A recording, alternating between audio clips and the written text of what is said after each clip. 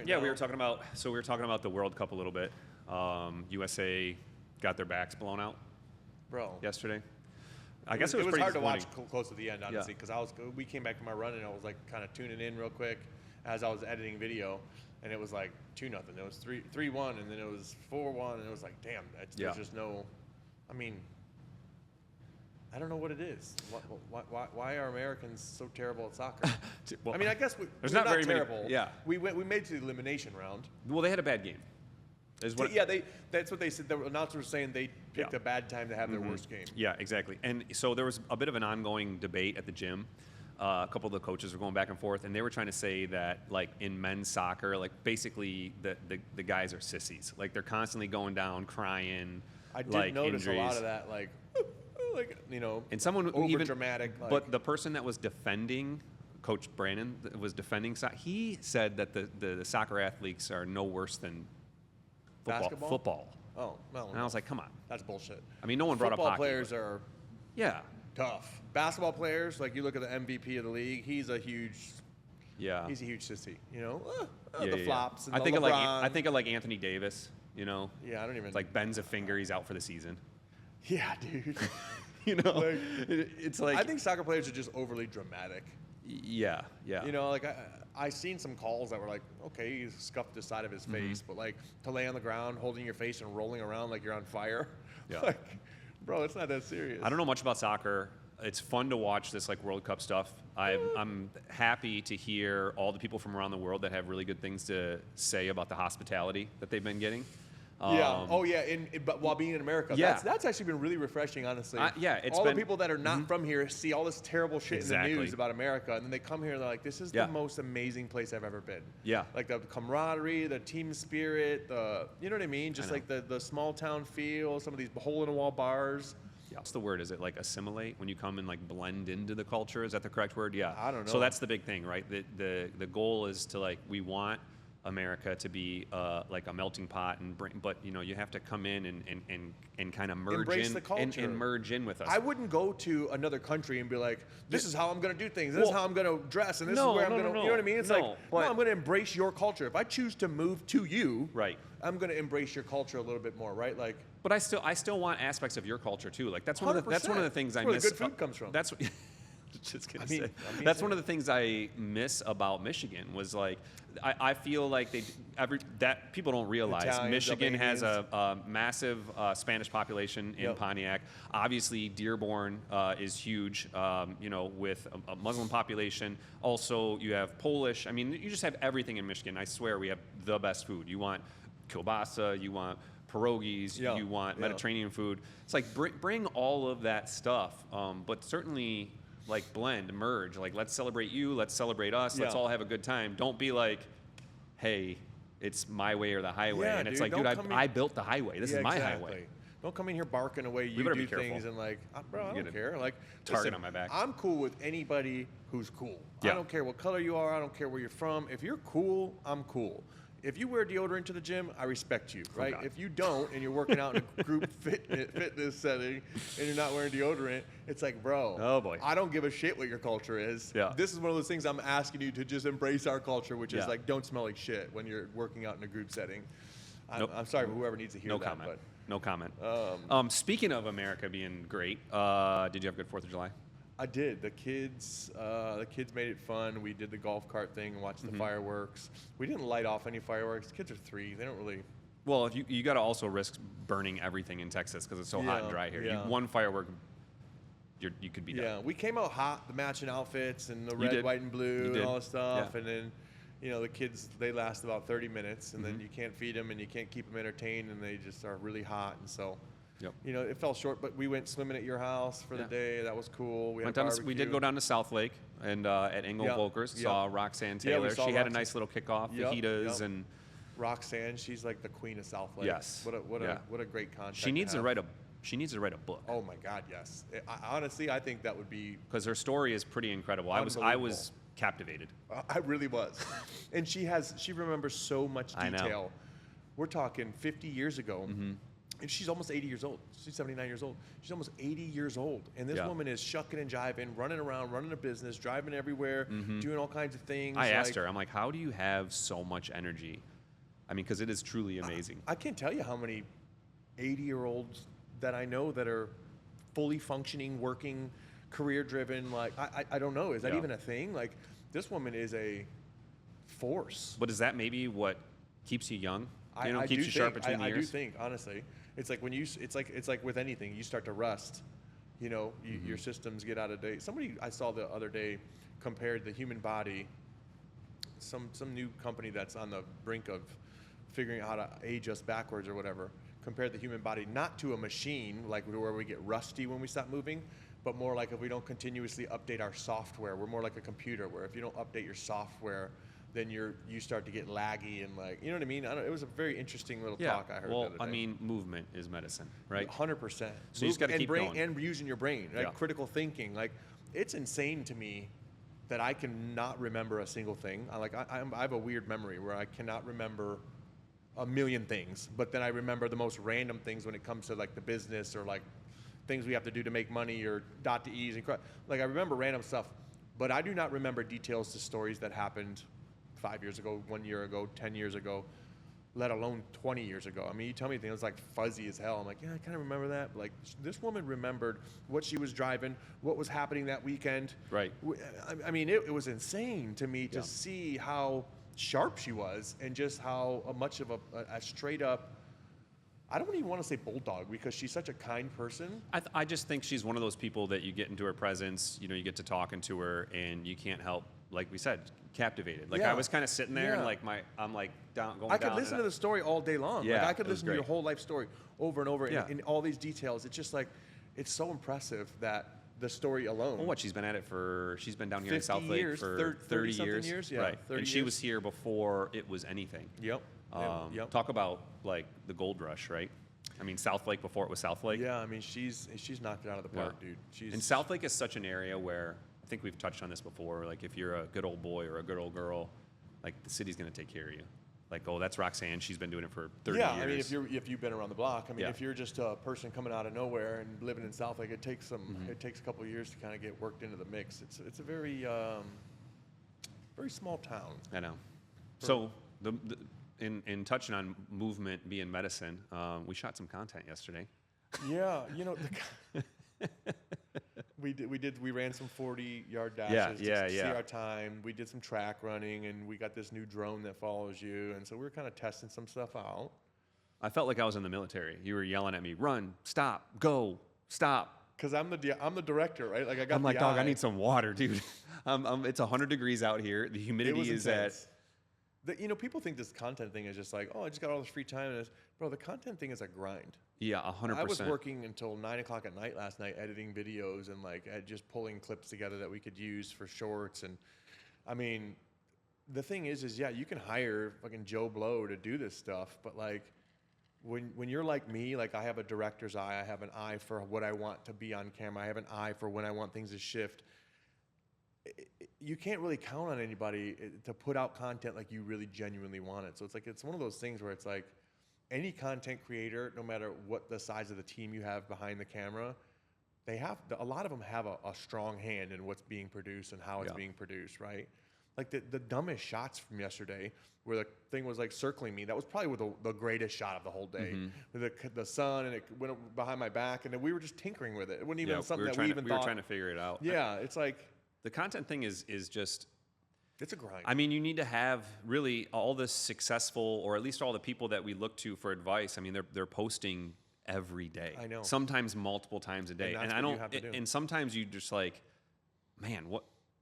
You run out of ideas, you know. And yesterday we're at the track. That is the hardest part. We got the drone, we got the gimbal, we got the tripod. You know, we're trying to get shots, and it's one of those things where it's like, and also, for me, the most difficult part of the content thing is not being cringe. I know. Because I'm naturally not a person that wants to be in the spotlight. I hate doing it. And I feel like... That's just, that's how you sell, though, these days. That's how you get... your name out there. Like that's traditional marketing in today's world. I know. It's like people don't know who the hell you are unless you have to be a brand. You're a brand. You're a brand. People are following you on social. They're following your page because of that. They're following what you do in your career because of that. And it's like you have to brand yourself and kind of be your own, which again, it's like one of those things because we're millennials. So like we're kind of on the cusp of like when all this stuff kind of started happening. The kids that are in their 20s right now and early 30s, I mean, this is going to be the way they do things. So it's like, you don't want to get left on the sideline going, no, oh, that's cringe and da-da-da-da. But, oh, he made $100,000 this month off of because what people watch his videos. Yeah, you look at the content creators and they're some of them are transparent with their numbers, or you just look at I was following one and he's like, hey, I was broke and this dude's just filming himself working out. He's like, I just bought a house in Miami. I bought a house for my parents. And it's like yesterday, I know the guy you're talking about. Yeah, naturally, like my personality yesterday, I mean, I had fun, right? And also, I mean, I ran like almost 2.5. Yeah, I ran like 2.5 miles. Ran the 40-yard dash 4 times. Like, I mean, I'm banged up today. Yeah. But I was thinking to myself, OnlyFans is gonna be popping. Yeah, I was nice. I was thinking, I mean, hey, listen, if it makes money, it makes money, right? $20 is $20. Hey, exactly. I couldn't help but have the inner thought of just like, oh God, like I can't believe I'm out here doing this, but it's also backed up by like, this is what has to be done. It really is. It sucks. Because I wish it was just old fashioned, like put an ad in the paper, put a billboard up, do a magazine ad, but it's just not that anymore. Like people are drawn to companies and people because they're on their damn phones staring at social media 12 hours a day. And it's just like, look, if you want to get in front of people, that's what you got to do. Yeah. You know, everybody's chasing the trending game. How do you make this go trending? How do you make this go viral? And I see a lot of guys who are, you know, I don't want to say competitors, but people in a similar space that we are that are doing the videos. And again, they're just doing what the Instagram is telling you how to do it, right? If you follow enough people, it's like, do this, say the top 3 things that people forget on this, say the top 3 things that separate this from that. Yeah. It's like all these like, and I just, that shit to me is so cringy because it's like, yeah, I could do the top 3 things or the top differences and all these, and I get it. They're gonna have a better chance of going trending, but we're on job sites every day. We have way better shit that we're doing. That's better content, and yeah, it might not be trending, but it's like, who wants to watch a guy scratch his head while a bunch of words pop up on the screen talking about the top 3 this or top 3 that, when you can watch me walk through a house and actually go through a mechanical inspection or talk about the slab? I mean, for me, the meat and potatoes is the actual education, and some of these things, I don't know. But that stuff doesn't go. People want the lifestyle content. I know. People want to see you make a protein shake. People want to see you, get ready with me. People they want to feel like they know you. Exactly. And the more they feel like they know you, the more they want to do business. We've learned that because like we can't. When we first started off, it was like, well, this is a 2x6, and this is a niche, and it's like, okay, well, you lose an audience there because unless you're into construction, I know. But then you start posting like fitness, for instance, as a huge. We always get good results on the fitness stuff. I think people want to see that, whether it's someone that's looking for motivation from it or for whatever reason, fitness content. Yeah. Unless you live under a rock, that fitness content does really good. People love the dad content, parenting content, stuff that they can relate to. So you kind of got to find a healthy mix of putting like your life out there, and then also adding in, construction in our case. You do have that way you keep those eyes. Yeah, you do have to have a personal feel to it. Yeah, so you pretty much have to be able to handle the fact that there's going to be some cringe moments. But listen, the number one rule that I hear from all of the accounts and the people that we've talked to is like, post it. Even if you think you look stupid or you said something stupid, like just And again, post. It's because we're trying to get our name out there, right? If I'm building as many homes as Calais and Willow Tree, guess what? I ain't doing all this damn content. You're going to catch me on vacation. You're going to catch me at home with my kids. Like, we're just, you're a young business. We're trying to be a household name in a very, very important demographic and market. And it's just like, you got to figure out a way. And this is the only way I know how is just to, okay, let's just plaster the content and try to get our name out there and try to let people know that we're 2 young dads who are adamant about doing good projects and doing good quality work, and we take care of ourselves, and we do one thing like we do everything, and we're working out and we're trying to better our lives. We're trying to be good leaders and good role models for people as far as in our organization and whatnot. And it's just like, if I feel like if people see a little bit more of that, then they're like more inclined to be like, I like these guys. I'd like to build with them. You know what I mean? Versus, hey, they're the number 1 page on Google because they've done 400 houses this year, and take a ticket and be another number. But The discipline thing is a huge thing. I thought I read something the other day that said like the average salary of Ironman finishers is like $250,000. yeah, I did see that. Well, So that just goes to show you got to have money to do that race because those bikes your are damn like, bike is 20 those grand. bikes are 20 grand. Yeah, and you also have to have some kind of freedom of schedule because the training's no joke. Absolutely. But I think though the message is just like if you are able to have the discipline and the characteristics of somebody who can complete an Ironman, like that's going to carry over.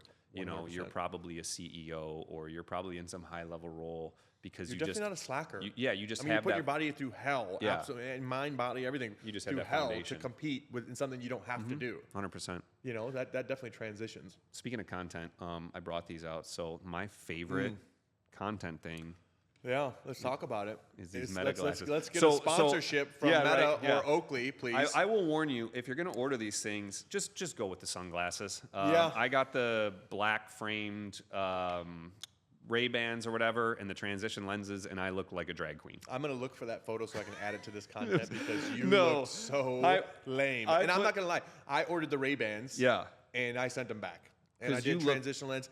They're just so big and like I Yeah. look like a freaking cartoon character. You look know like what I mean? you look like RuPaul when he Yeah, doesn't wear his yeah, which, makeup. So you know, it's just it's not a good look. These Those come are off, cool. Yeah, these come off as regular The sunglasses. Oakleys are dope. But what's nice about them is, you know, I think about the fishing trip that we went on. Yep. You know, it's so nice to not be fumbling with your phone. The Yep. kids get a fish on the line, and all of a sudden you're just like, boop, and you snap a photo, or you hold it down and you get the video.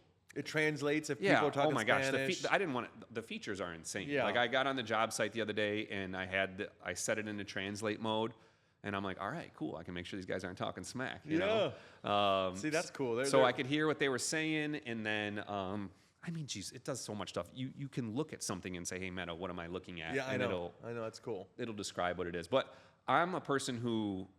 I'm not all about the technology, right? Like, in fact, I probably push back on it a little bit. I forced it on you. But these are one of those things that I got, and I could see. I'm like, all right, I get why people like these. Yeah, you I know? did order a new pair, which are the actual Meta ones. So I sent back the Ray-Bans.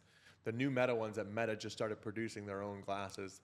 They look a little bit more sleek, Yeah. a little more stylish. So I'm going to try those. I think once they get the designs down to where they're not so. Bulky.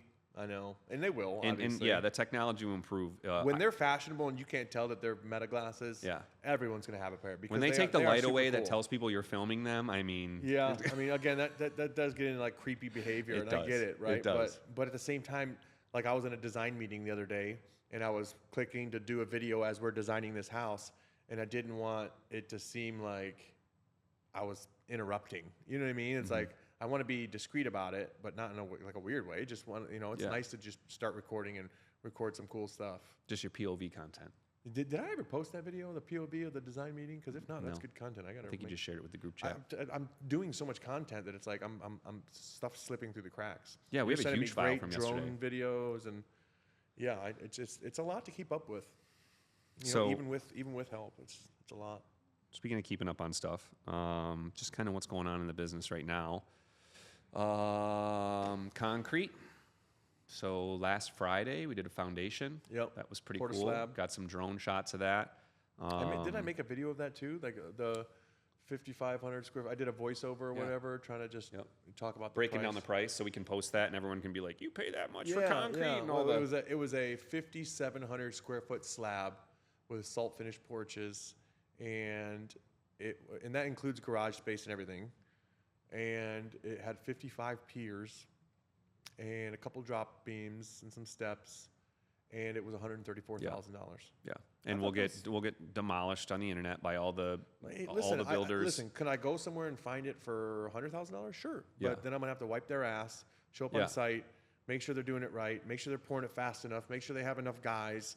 Because if you don't do it quick and you don't do it right, you're going to get cracks, you're going to get differences in the concrete, you're going to have issues. You know, it's just. There's so many little things too that you just run into. Like once you get into framing, and whether you're doing patio screens and you need something notched out in the concrete, or you have those drops in the shower, and then once the walls will get up, maybe there is a part where the concrete needs to be cut back a little bit. So when they do those fiberglass pan liners, it all goes flush, so you don't Yeah. have issues when you do the hardy and the tile. Just all those little things that you have to when I text Jesse and I'm like, can you send someone out here? sometimes I don't get a reply. I'll see that he read it, and then I'll text him a day later, and he's like, "Yeah, it's already done." Yeah, I know. There's no charge for that or anything like that. So it's no, and they move fast. Same day That's pours. yeah, When that's we the do thing. piers, we We dig. did 183 piers in one day. Yeah. Like, poured them. When we dig those inspected them. holes and pour in the same day, I think the engineers hate us because we're It's like, okay. and then when we, everything's always same day. Yeah, and, again, I've used other contractors with concrete, and we had a 5-foot like little cigar porch, literally 5-foot depth, and there was a 5-inch drop within 5 feet, which you're sitting on a hill. Yeah. I mean, you literally are sitting like what? And so it's just like I don't have time to wipe people's asses and deal with issues like that when we have really good vendors who do it on time. Look, I'm not trying to save a couple bucks to have more headaches. So we'll get beat up on price, but I don't think that people take that into consideration. The nice thing is about speaking on content and speaking what we're doing, anytime you post something that a bunch of people have something to say about, I mean, hey, it's trending. I know. I made a story about this the other day on my Instagram, and I was like, I'm kind of found this like sweet spot where like you could say something and do it right, but if you say it the wrong way on purpose and kind of like spin it, you know, people like lose their minds over it. Yeah. Like I've got content talking about pipes and pulling a test ball, and I talk about pulling a test ball right now versus later, and all the plumbers and experts are just on there just hammering each other. One guy disagrees, one guy agrees, and Which they're is a fighting back and beautiful forth. thing. Yeah, and I'm like, cool, dude. Like, let's just keep taking this thing to the moon. What else can I say? I'm gonna park this car upside down in the garage. That's actually the bedroom. You know what I mean? The more you give them, especially the experts, the HVAC guys, oh my God, they were blowing us up because they don't work in Texas. They don't know what the hell they're talking about, and everybody wants to be a genius. You know, everybody thinks they know everything, and because it's not a way that they're used to doing it, they just eat it up, and they just the comments, and next thing you know, you're like, oh, I got 50,000 views on this thing in 2 hours. Like, holy cow! It's interesting because it's like I kind of like ruffling those feathers. I know. Hey, know? no press is bad press. Yeah, yeah. So we're moving along on the projects. That foundation is curing, and we're going to have that kickoff meeting with those other clients. I've been out to the other site and looking at the framing ongoing. That house is massive. Yeah, that's a good one. And then just plugging along on the big one out there with cabinets and getting the trades all roughed in. Yeah. So I had a meeting with the AV and this particular client. A lot of security is going to be going on on the project. So that's pretty cool. But yeah, that's basically what's going on with the projects. Just making sure we're keeping them moving. The goal is to have a vendor there every single day doing something. The job site should not be sitting for any reason. That's with all of our projects. Even better when there's multiple vendors on the site. I'm trying to raise for a couple more deals in South Lake. That development's going to be. That's always fun. I hate raising money. It's like my worst. I hate it. Yeah. It's like. But you know how to do it. I know. And that's why. I don't like to ask anybody for anything, right? And that's why you're coaching. Yeah, well. It's one of those things where it's like, I hate to do it, but I have to do it because honestly, some people are like, well, why didn't you tell me? It's like, I just didn't want to ask you for money. I need somewhere to put this money. Like, you know what I mean? It's like, oh, well, shit, I wish I would have known that. Like, yeah, we just got a call from a friend back home, and was just through conversation found out that someone exited a company or something like that, and you'd just be surprised at how many people are looking to, do something with their money. I was having this conversation this morning when we were on our run. Like, it's so much easier to make money when you have a bunch of money. Yeah. Like, you can put it to work. Yeah. Passively. And there's people who, are already vested in the stock market and already have money market accounts and all those safe bets. And they're like, okay, well, I want to put a little bit of spare change into, something different. And really, the crazy thing about real estate is it's the safest, really. Yeah. I mean, it's a tangible fully thing, insured. Especially in this area. And you get tax breaks, you get 1031, you can, I mean, there's a reason why a lot of people play in that space. Yeah.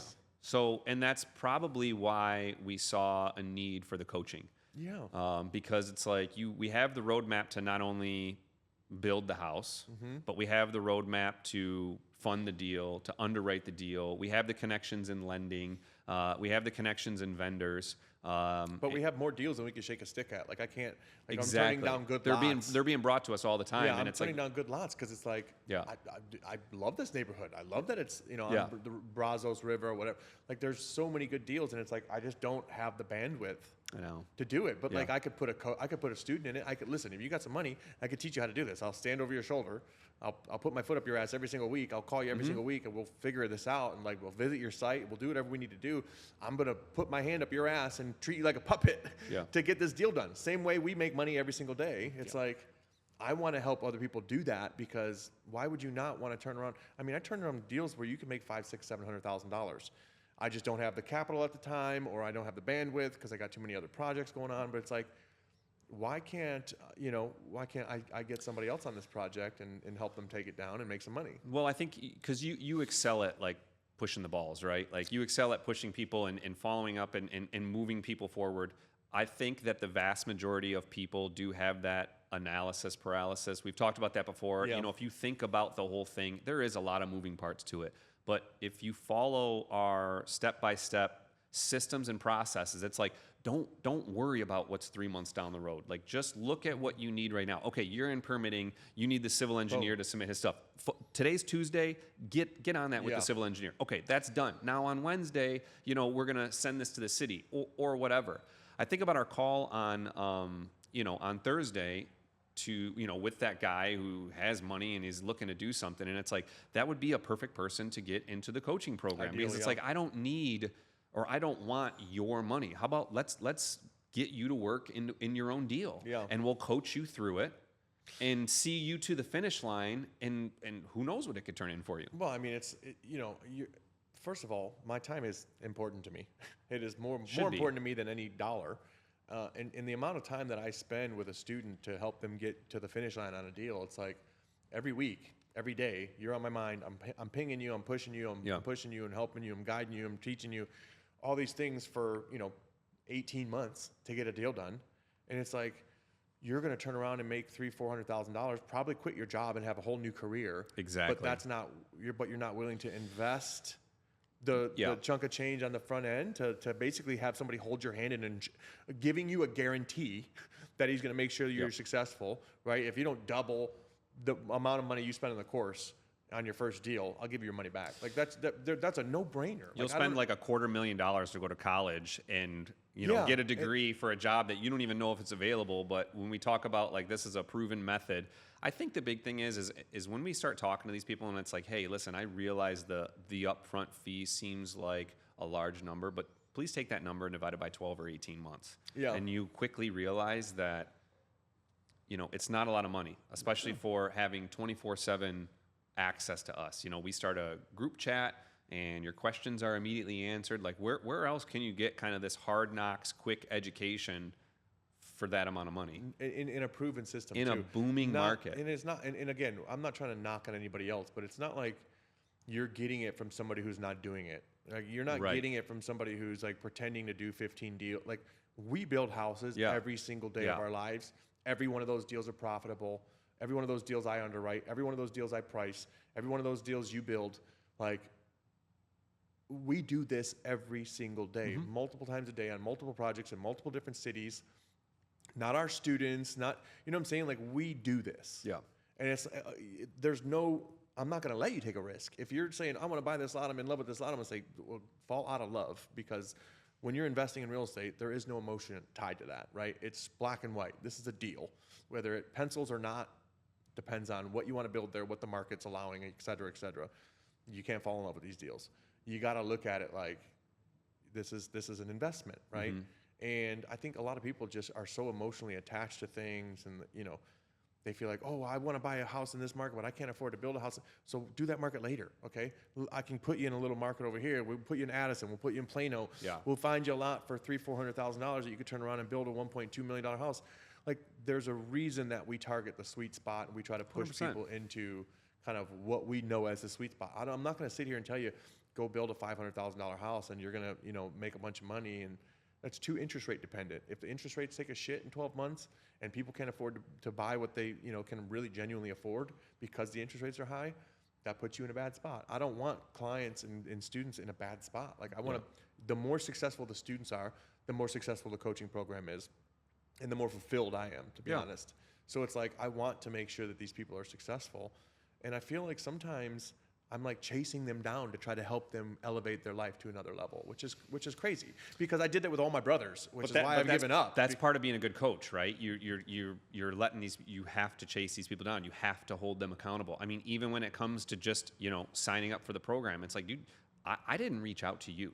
You came to me and you said you were interested in doing this. I said, great. We had a call, gave you the meat and potatoes. You already knew what it was on the front end. It's just, again, this is why you're coming to me, because you're having a hard time making a decision. Yeah. We can help you. We can push you to make these decisions so that you're successful. We just signed on our first veteran.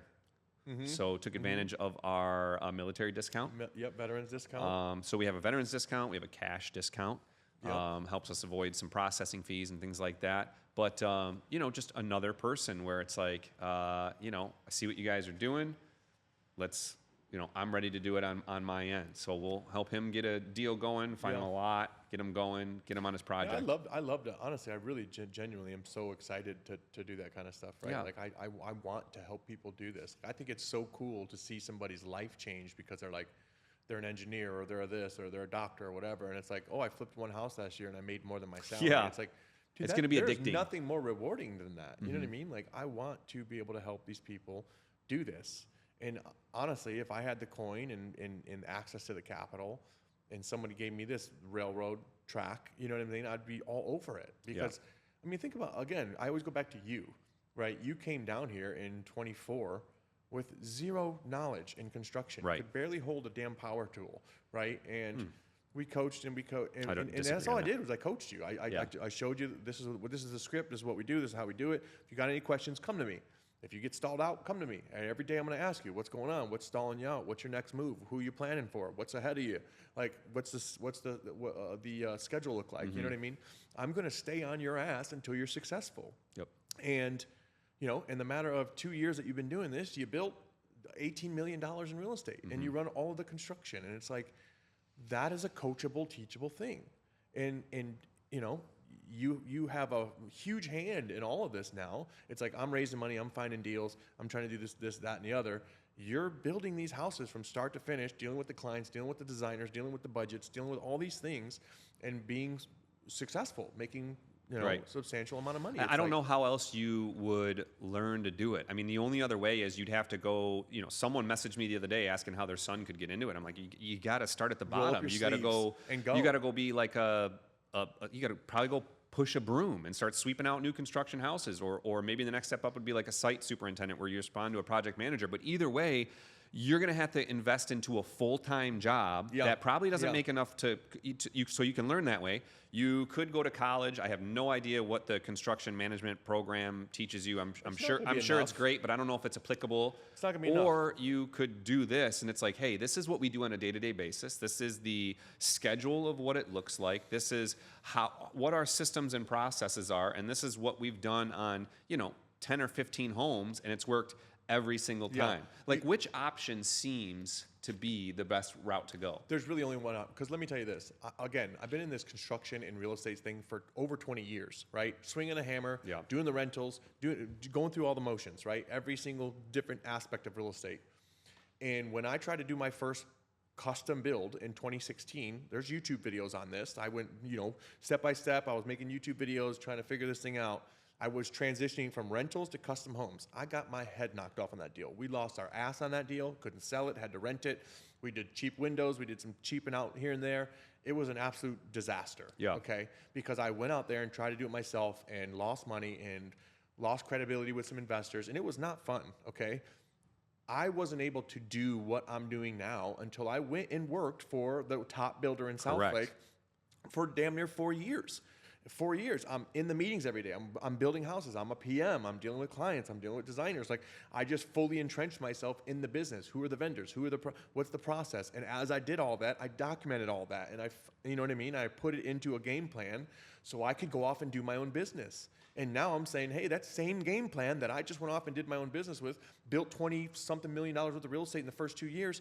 This is what I'm trying to give to you and help you work through it. Save you the 3.5 years of going and working for a builder, or you know what I mean? Or maybe you learn quicker than that, and I'm sure I learned quicker than that, but I was comfortable, obviously. And then to couple with that, we're in one of America's most booming markets, and right now in the country we have a statistically short number of just new construction homes. Yeah. So it's a win-win.